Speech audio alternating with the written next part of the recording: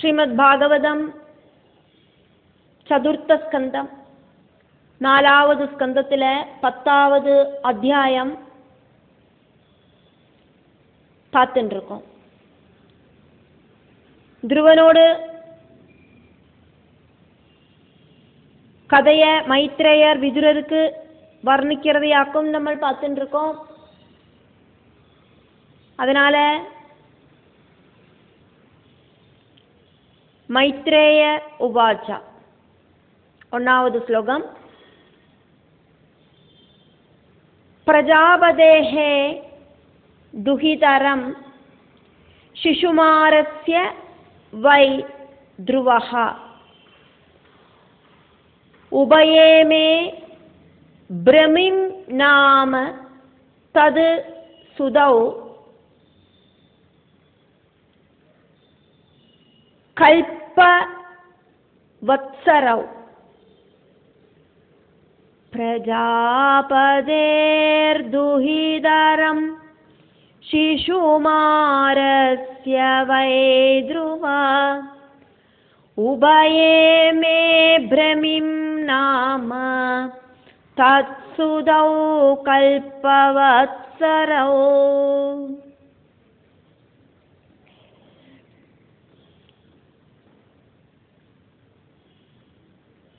துருவனுக்கு கல்யாண பிராயம் வந்தோனே சிசுமாரன் அப்படிங்கிற ராஜாவோடு பிரமி அப்படிங்கிற புத்திரிய பாணிகிரகணம் செஞ்சார். அதாக்கும் இந்த ஸ்லோகம்.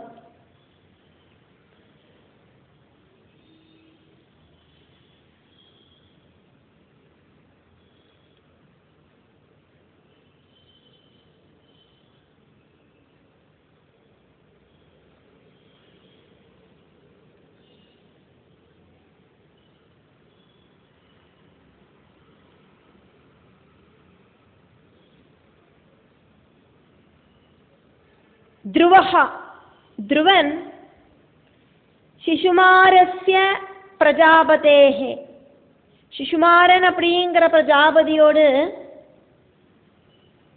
துஹிதரம் புத்திரிய உபயேமே பாணிகிரகணம் பண்ணினார், கல்யாணம் பண்ணிட்டார். அவளோட பேரு பிரமிம் நாமா. பிரமி அப்படிங்கிற பேர் இருக்கிற சிசுமார புத்திரிய திருமணம் பண்ணிட்டார் துருவன்.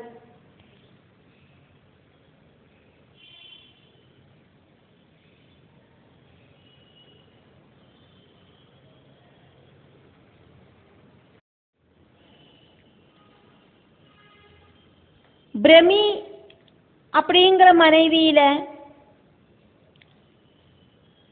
2 புத்திரர்கள் துருவனுக்கு உண்டாச்சு.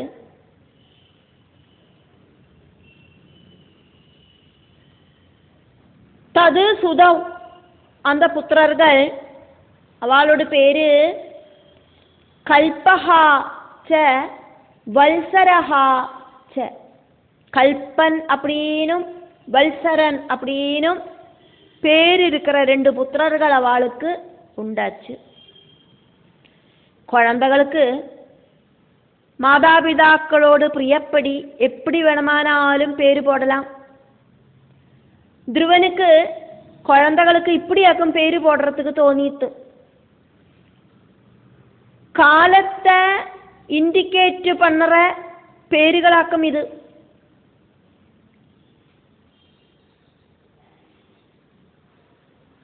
கல்பன் அப்படின்னும் வல்சரன் அப்படின்னும். பிரம்மாவோடு ஒரு பகல் அப்படிங்கிறது ஒரு கல்பமாக்குமே. அந்த அர்த்தத்தில் கல்பன் அப்படின்னு பேரு.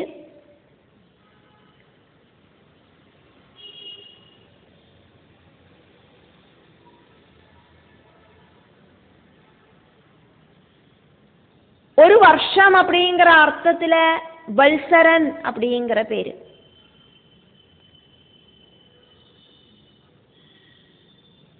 இந்த துருவபுத்திரர்கள் அவளோடு பேருகளால இந்த காலத்தை இண்டிகேட் பண்றா.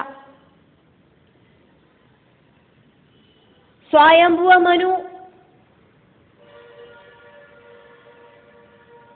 அவரோடு புத்திரன் உத்தானபாதன்.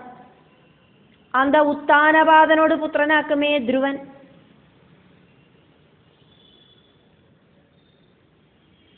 സ്വയംഭുവ മനു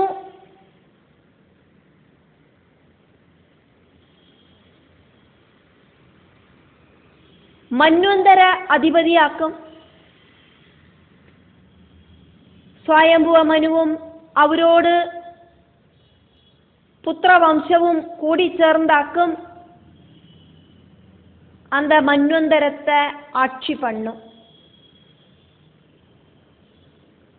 அதனாலேயே துருவன் தன்னோட குழந்தைகளுக்கு காலம் அப்படின்னு எடுத்துக்காட்டுற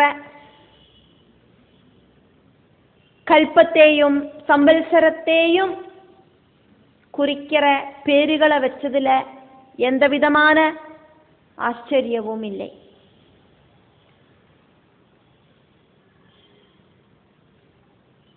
துருவன் எப்படி ஆக்குமோ பிரஜாபரிபாலனம் பண்றது, அதே மாதிரி துருவனோட புத்திரர்களும் பிரஜாபரிபாலனம் பண்ணணும் அப்படிங்கிறதாக்குமே துருவனோட ஆசை. அதனால கல்பம் அப்படின்னும் வல்சரம் அப்படின்னும் அர்த்தம் இருக்கிற பேருகளை குழந்தைகளுக்கு போட்டார் துருவன். ஒரு பேரு போடுறத അതിനോട് അർത്ഥത്തെ നന്നാ ഡീപ്പാ ചിന്തന പണിയിട്ടാക്കും. പണ്ടത്തെ കാലത്തിലെല്ലാം കുഴന്തകൾക്ക് പേര് വെപ്പ കടച്ച അക്ഷരങ്ങളെ അപ്പടിയെ തൂക്കിപ്പോട്ട് പേര് വെக்கிறதில்ல. അമ്മയ്ക്കെല്ലാം നമ്മളോട് മുന്നോറുകളെല്ലാം അപ്പടിയാക്കും പേര് വെച്ചത്. ലക്ഷ്മികരമായിട്ട് വാഴട്ടും അപ്പടിന്ന് ലക്ഷ്മീന്ന് വെക്കറ.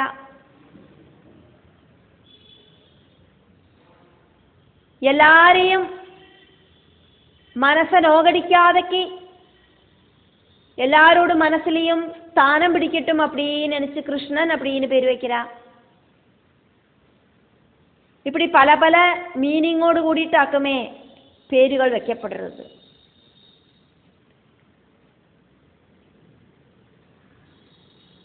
സ്വയംഭുവ മനുവോട് കാലഘട്ടത്തിലെ ഇന്നും ഡീപ്പാ ചിന്തന പണിയിട്ടാക്കും പേരുകളെല്ലാം വെപ്പ. அந்த மாதிரி ஒரு டீட்டெயில்டு அர்த்தத்தோடு கூடின பேராக்கும் துருவன் தன்னோட குழந்தைகளுக்கு வச்சார்.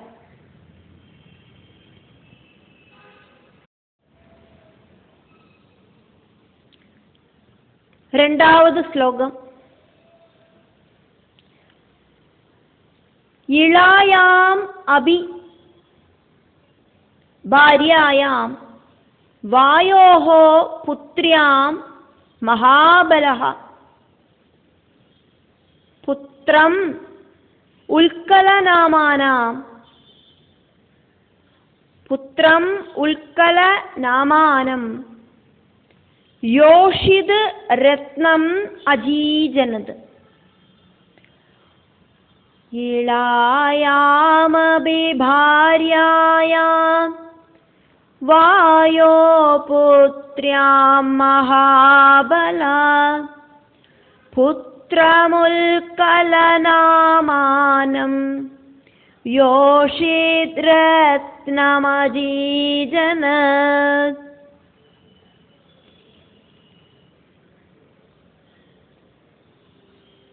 அதுக்கப்புறம் துருவன் வாயுதேவனோட புத்திரியான இளை அப்படிங்கிற வாயுபுத்திரிய மனைவியாயிட்டு ஸ்வீகரிச்சார். துருவனுக்கு மனைவியான இளையில ரொம்ப அழகாயிருக்கிற உல்கலன் அப்படின்னு ஒரு புத்திரனும் ரொம்ப ரொம்ப அழகு இருக்கிற ஒரு பெண் குழந்தையும் உண்டாச்சு. இளாயாமபி இளை அப்படிங்கிறவள கூடியும் பாரியாயாம் மனைவியாயிட்டு துருவன் ஸ்வீகரிச்சார். இளா அப்படிங்கிற மனைவி வாயோஹோ வாயுவோடு புத்திரியாம் புத்திரியாக்கும். மகாபலஹா ரொம்ப ரொம்ப பலசாலியான துருவனோடு புத்திரம் புத்திரனையாக்கும் இளை பிரசவிச்சது. அந்த புத்திரனோடு பேரு உல்கலஹா உல்கலன் அப்படிங்கிறதாக்கும். யோஷித ரத்னம்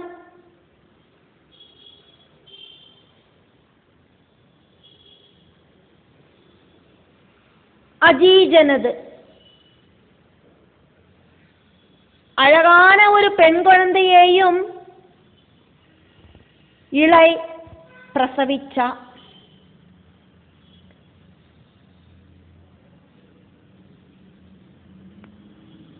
இத வேறொரு அர்த்தத்திலையும் எடுத்துக்கலாம்.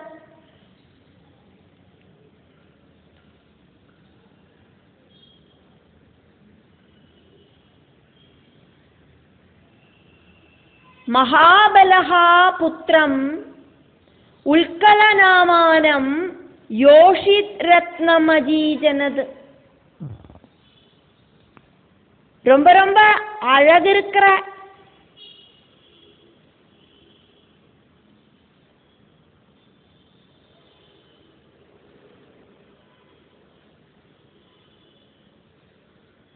பெண் குழந்தை மாதிரி அழகு இருக்கிற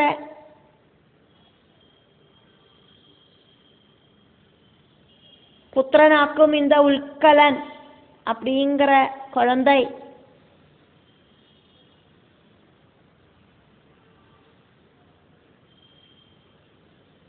அப்படின்னு கூட இதுக்கு அர்த்தம் எடுத்துக்கலாம். காரணம் யோஷித் ரத்னம் அப்படின்னு மட்டும்தான் சொல்லப்பட்டிருக்கு. அந்த பெண் குழந்தையோட பேர் இங்க சொல்லலை. அதனால ரொம்ப ரொம்ப அழகு பளிச்சுன்னு இருக்கிற லக்ஷ்மீகரமான ஐஸ்வர்யத்தோடு கூடி இருக்கிற ஒரு பொன் குழந்தை எந்த அளவுக்கு அழகாயிருக்குமோ அந்த அளவுக்கு அழகாயிருக்கிற உல்கலனை பிரசவிச்சா அப்படின்னு கூட அர்த்தமாயிட்டு இதுல பார்க்கலாம். புத்திரனுக்கு உல்கலன் அப்படிங்கிற பேரு பார்த்தோம். அதே மாதிரி பிரமியோடு 2 குழந்தைகளுக்கான பேரை பார்த்தோம். கல்பஹா ச வல்சரஹா ச அப்படின்னு. இங்க இளையோடு புத்திரனோடு பேராயிட்டு உல்கலன் அப்படின்னு மட்டும்தான் சொல்லப்படுறது.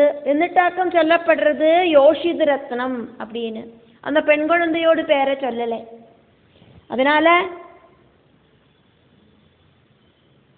பெண்களெல்லாம் ஆசைப்படுற அளவுக்கு அழகிருக்கிற ஒரு புருஷனை ஒரு புருஷ ரத்னத்தை ஒரு ஆண் குழந்தைய பிரசவிச்சா அப்படிங்கிற அர்த்தத்தை கூடியும் இதுல எடுக்கலாம்.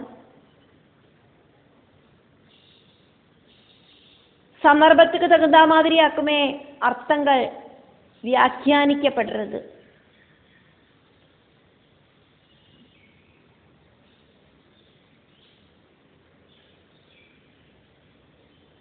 இந்த யோஷித் ரத்னம் அப்படிங்கிறதுக்கு பேரு சொல்லலையே அப்படிங்கிறத யோசிக்கிறதையாக்கும் இப்படி சொல்ல தோணிட்டு. அப்படி இல்லைன்னா உல்கலன் அப்படின்னு ஒரு புத்திரனும் அழகாயிருக்கிற ஒரு புத்திரியும் உண்டாச்சு அப்படிங்கிற அர்த்தத்தை எடுத்துக்கலாம்.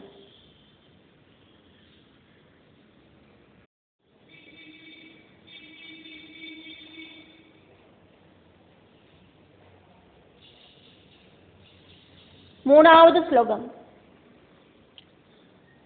உத்தமஹா து அக்ருத உத்வாஹஹ மிருகயாயாம் பலீயசா ஹதஹ புண்ணியஜனேன அத்ரௌ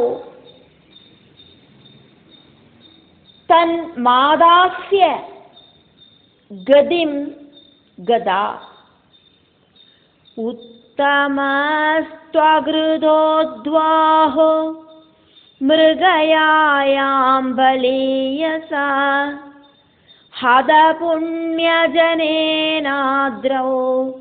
தன்மாதாஸ்ய கதிம் கதா.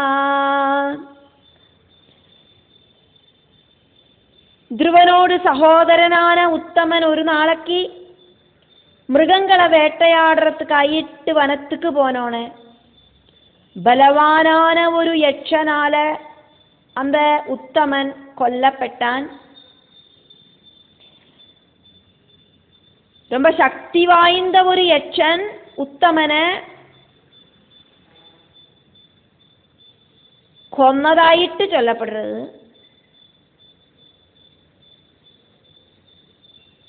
புத்திரனை தேடி വനத்துக்கு போன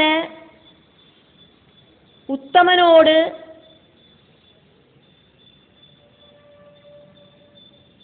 അമ്മയോട് ഗതിയും இப்படி മരണத்துக்கான ഗതിയായിട്ട് തീർന്നത്. ഇത്രയുമാക്കും മൂന്നാമത് ശ്ലോകം. ഉത്തമഹാതു ഉത്തമനാകട്ടും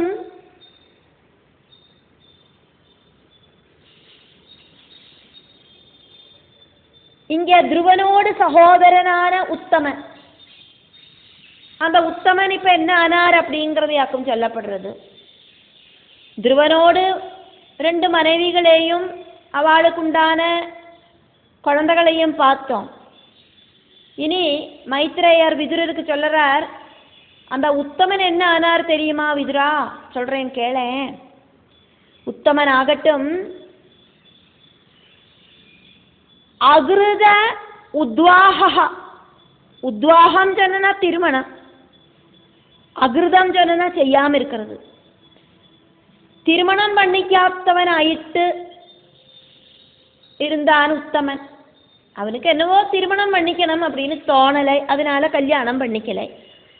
அதனால அவன் அகிருத உத்வாஹா, திருமணம் பண்ணிக்காதவனான அந்த உத்தமன் ஒருக்கா என்ன பண்ணினான் அப்படின்னு சொல்லப்படுறது. மிருகயாயாம், மிருகங்களை வேட்டையாடுறதுக்காயிட்டு, மிருகங்களை தேடுறதுக்காயிட்டு, நாயாட்டுக்காயிட்டு வனத்துக்கு போனோன்னு பலியசா, ரொம்ப ரொம்ப சக்தி இருக்கிற புண்ணியஜனேனா. புண்ணியஜன் அப்படின்னா இங்க யட்சன். புண்ணியஜனேனா ஒரு யட்சனால அத்ரவ், அந்த வனத்துல இருக்கிற ஒரு பர்வதத்துல வச்சு ஹதஹா கொல்லப்பட்டான். தன் மாதா உத்தமனோடு அம்மை சுருதி அஸ்யா, அந்த உத்தமனோடு கதிம், அந்த மரண கதிய கதா பிராபிச்சா. ധ്രുവനെ ദ്രോഹിച്ച ഉത്തമനോട് അമ്മയായിരിക്കുന്ന സുരുചിയും ധ്രുവകുമാരനോട് സഹോദരനായിരിക്കുന്ന ഉത്തമൻ മരണപ്പെട്ടോണ് ഉത്തമനെ തേടിണ്ട് പോന அந்த സുരുചിയും ഇറந்து പോയിട്ടാ. വനத்துக்கு போன புத்திரனை காணாக்கானோன்னு உத்தமனோடு அம்மை சுருஜி வனத்துக்கு கிளம்பி போனா. ரதத்துல யாத்திரை பண்ணினா, புத்திரனை பார்க்கறதுக்கு சாதிக்கலை, புத்திரனை தேடி தேடி கிடைக்கலை.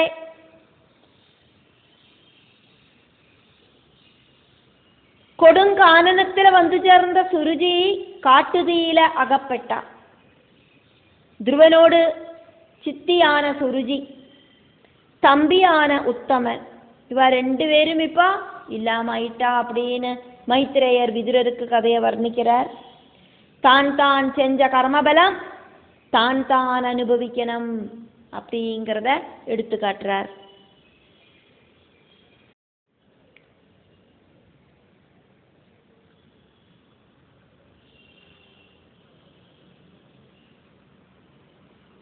நாலாவது ஸ்லோகம்.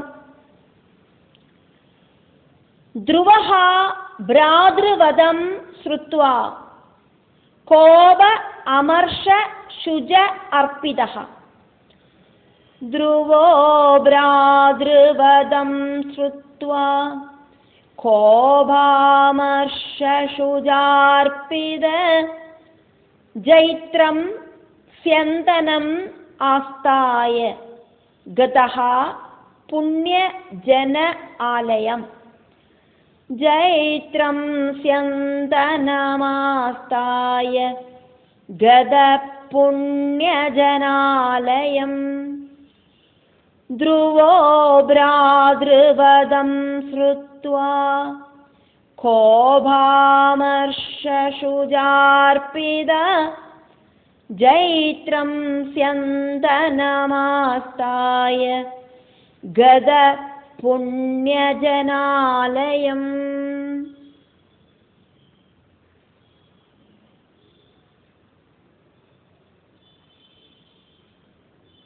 സുരുചിയോടും ഉത്തമനോടും இந்த மரண வார்த்தை தெரிஞ்சு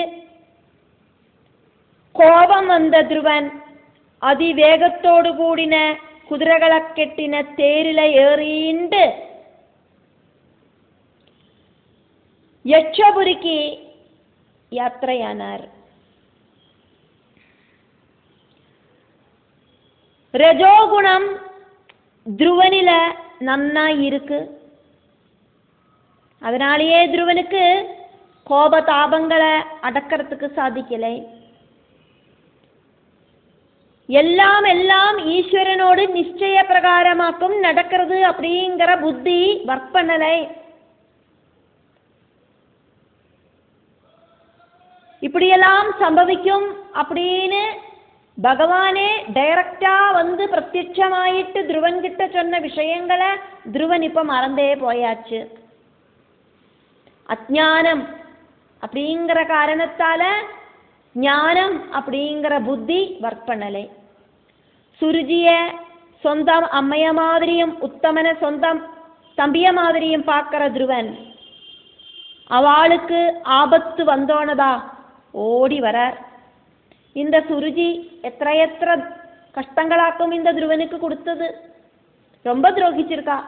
இப்ப துருவனோடு மனசுல சித்திக்கிட்ட கோபம் ஒன்றும் இல்லை. அதனால பாசத்தோடு கூடிட்டு அவளை பார்க்கிறார் துருவன். த்ருவஹா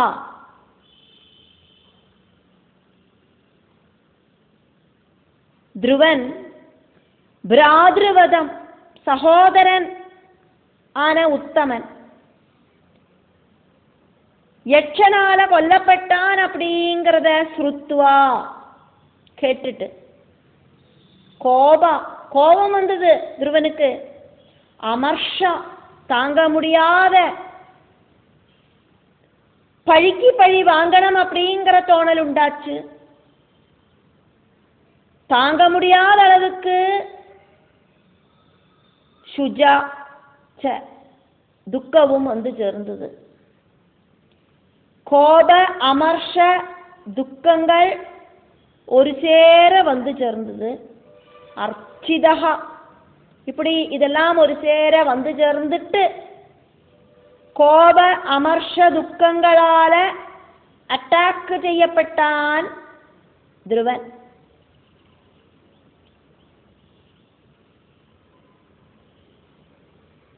ஜெயித்ரம் எங்க போனாலும் ஜெயிச்சு வர தோல்வி அப்படிங்கிறது இல்லாத துருவனோடு ரதத்தோடு பேராக்கும் ஜெயித்ரம். அந்த ஜெயித்ரம் அப்படின்னு பேர் இருக்கிற ஸ்யந்தனம் ரதத்துல ஏறிண்டு ஆஸ்தாயா ஏறி உக்காந்துண்டு அந்த ரதத்தை சாரதி ஓட்ட புண்ணியஜன ஆலயம் கதஹா யட்சர்களோடு லோகத்துக்கு யாத்திரையானார் துருவன். துருவனோடு சகோதரனான உத்தமனை கொன்னது ஒரு யட்சனாக்கும். அந்த ஒரு யட்சனாக்கும் இந்த மாதிரி ஒரு வேலையை பண்ணினது. அதுக்கு எல்லா யட்சர்கள்கிட்டையும் பழிக்கு பழி வாங்கறதுக்காயிட்டு யட்சபுரிக்கு யாத்திரையானான் துருவன். ஹிமாலயத்தில் கைலாசத்தில் இருக்கிற அழகாபுரிய நம்ம தட்சயாக கதையில நன்னா வர்ணனை பண்ணினதை பார்த்ததாக்கும். குபேரனோடு புறமாக்கும் அது அழகாபுரியாயிருக்கிற யட்சபுரி, யட்சர்களோடு ராஜாவாக்கும் குபேரன், அந்த குபேரனோடு புரிக்காக்கும் துருவன் யாத்திரையானது. തന്നന്തനിയാവാക്കും അവർ യാത്രയാണത്. സൈന്യങ്ങളെ ഒന്നും കൂടെ കൂട്ടിയിട്ട് പോനതായിട്ട് இந்த ശ്ലോകത്തിലെ നമ്മൾ കാണலை. ரதத்தில் ஏறிண்டு போனார் அப்படிங்கிறதால அந்த ரதத்தை ஓட்டுறதுக்கு ஒரு சாரதியும் இருந்திருப்பார் அப்படின்னு நம்ம இங்க நினைக்கிறோம். பகவானை பிரத்யட்சமாயிட்டு பார்த்த துருவன் இப்போ துருவனோட வாழ்க்கையில கோபம், துக்கம், அதனாலேயே மனசு தளர்ந்து போற பாவம் எல்லாம் வந்து சேர்ந்துட்டு யுத்தம் செய்யறதுக்கு போறதையாக்கும் நம்ம பார்த்துட்டு இருக்கோம். க்ஷத்ரியனாயிட்டு பிறந்த துருவனோடு உள்ளுக்குள்ள ரஜோகுணம் கட்டாயம் இருக்கு. அந்த ரஜோகுணத்திலேந்தாக்கும் இந்த கோபதாபங்கள் எல்லாம் உண்டாகி வந்திருக்கு. துருவனோடு சகோதரனாக்குமே உத்தமன், பிரிய சகோதரனான உத்தமனை ഒരു യക്ഷനിതാ കൊന്നു കളഞ്ഞിട്ടാനേ. സഹോദരൻ ഉത്തമൻ ഇനി എത്രയോ കാലങ്ങൾ വാഴ വേണ്ടിയവനാക്കും. രാജ്യപരിപാലനத்துக்கு இந்த துருவனுக்கு நிறைய ஹெல்ப் பண்ணறதுக்கு எபிலிட்டி இருக்கிறவனாக்கும் உத்தமன். இனி அந்த உத்தமன் உயிரோட இல்லை அப்படின்னு நினைச்சோன்னே சங்கடம் அப்படி வருது. அதனாலேயே யட்சகுலத்துக்கிட்ட ஃபுல்லா கோபம் வந்துட்டு கோபம் ஜாஸ்தியாயிட்டு அந்த துருவகுமாரன் இப்ப யுவராஜாவாக்கும். அந்த யுவராஜாவாயிருக்கிற துருவன் யாத்திரையானார். சகோதர பாசம், யட்சன்கிட்ட இருக்கிற துவேஷம், இப்படி இருக்கிற ரெண்டு விகாரங்கள் இங்கே துருவனில் காணப்படுறது. பகவான அத்வைத மூர்த்தி ஆயிட்டாக்கும் துருவன் துதிச்சது. பகவான் கண்ணு முன்னால வந்து நின்னோன வாழ்க்கையில துவைத சிந்தனை வந்து சேர்ந்ததால துக்க அனுபவம் அப்படிங்கிறது துருவனுக்கு வந்தாச்சு. அஜ்ஞானம் வந்து சேர்ந்ததால ஞானம் அப்படிங்கிறது இல்லாம போச்சு. பகவான் சொன்னபடிதான் எல்லாம் நடந்துட்டு இருக்கு. அதெல்லாம் துருவன் இப்ப மறந்தே போயாச்சு. வாசனா நாசம் துருவனுக்கு உண்டாகலை. ரஜோகுணத்தால அதி கடினமான கோபம் வந்துட்டு யட்சன் அப்படிங்கிற ஒரே ஒரு யட்சன் கிட்ட இருக்கிற கோபத்தால யட்ச குலத்துக்கிட்ட அத்தனையும் கம்ப்ளீட் கோபமாயிட்டது, படர்ந்து பந்தளிச்சது. பகவத் தர்சனம் கிடைச்சிட்டும் துருவனோடு அந்த வாசனா குணம் போகலை, சத்குணம் இன்க்ரீஸ் ஆகலை. துருவன் பெருசாயி பெருசாயி வர வர அந்த ரஜோகுணம் கூடி கூடி வரதை நம்ம பார்த்துட்டு இருக்கோம். துருவன் காரிய சாத்தியத்துக்கு ஆயிட்டாக்கும் தபசு செஞ்சது அப்படிங்கிறத நம்ம பார்த்தோம். பகவானை பிரத்யட்சப்படுத்தி துருவனோடு சின்ன சின்ன ஆசைகளை சொல்லிட்டாக்கும் துருவன் வரம் கேட்டது. பகவான் துருவன் கிட்ட கருணை உண்டாயிட்டு துருவனுக்கு பகவான் ஆயிட்டே நிறைய நிறைய வரங்களை கொடுத்ததையாக்கும் நம்ம பார்த்தோம். பாசத்தோடு கூடிட்டு கையில இருக்கிற அந்த வேத ஸ்வரூபமாயிருக்கிற சங்கால துருவனோடு கன்னத்தை தடவி கொடுத்து கொஞ்சதை நம்ம பார்த்தோம். கையில இருக்கிற அந்த திவ்யமான சங்கால துருவனோடு கன்னத்தை தடவி கொடுத்து கொஞ்சற அந்த நிகழ்வுகளை எல்லாம் நம்ம பார்த்தோம். துருவனுக்கு பகவானை மட்டும் போரும் அப்படிங்கிற எண்ணத்தோட துருவன் தபசு செய்யலை.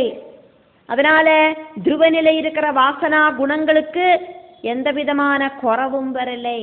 அதனாலேயே துருவனுக்கு சத்குணம் கம்மி கம்மி ஆகி இப்ப இதா ரஜோகுண தமோ குணபாவங்கள் எல்லாம் வந்து சேர்ந்திருக்கு.